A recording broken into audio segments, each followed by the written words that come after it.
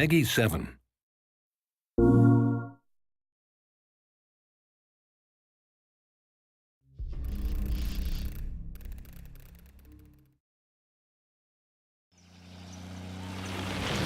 So to open the movie, I wanted a very non-typical Wipeout shot with a vehicle pass by which was almost abstract.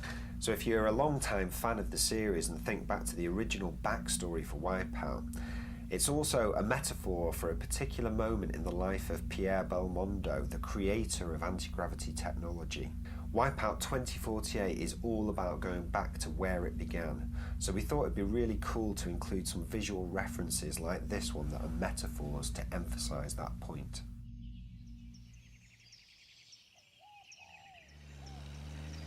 If we jump back into the movie for a second now, you'll see here that the vintage vehicle gets a bit of airtime as well, which is obviously a nod to that wonderful shot, and of course a nod to anti-gravity again.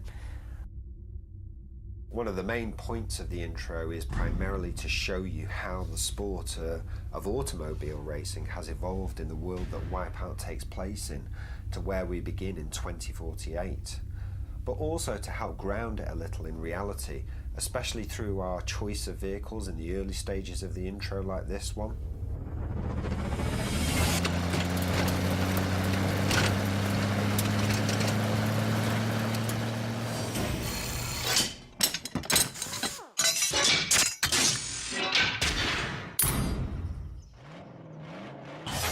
The next transition takes us to an intermediate stage. We call this shot Blueprint.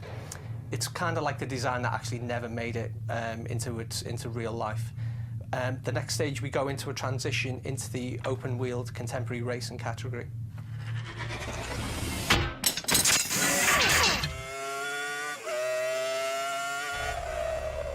Again, these are really cool annotated visual transitions, are just another way to show you how the sport of motor racing evolved over the years, eventually settling on Formula One style racing, which is right where we are now in 2012.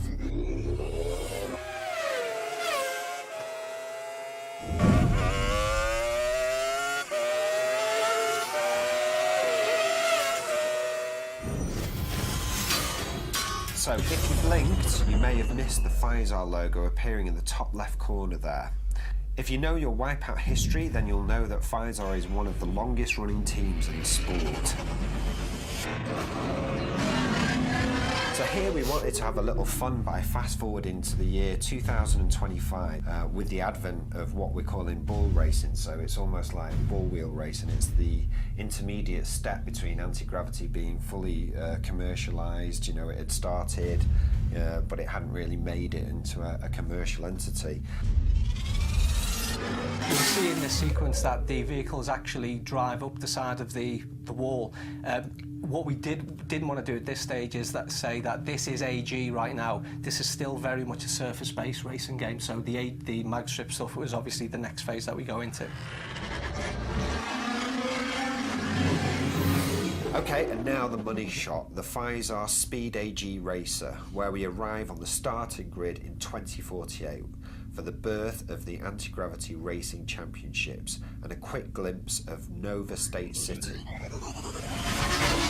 For the final shot, I really didn't want to give too much away here, but I did want to show how beautiful this city was, but at the same time, it is still very much a city that you recognise. You know, we've got this beautiful vehicle speeding up the mag strip in the centre of it, which suggests the future, but the buildings on either side are very much contemporary sort of style, but the higher up we go, we see that the technology is changing in construction, and we also see the fact that we've got a lot more airborne vehicles in there, again, giving a bigger indicator of the year that we're actually in right now. So really what we want you to take from this intro is that although Wipeout is about the racing, and that's what we're focusing on, there's so much more at play here behind the scenes.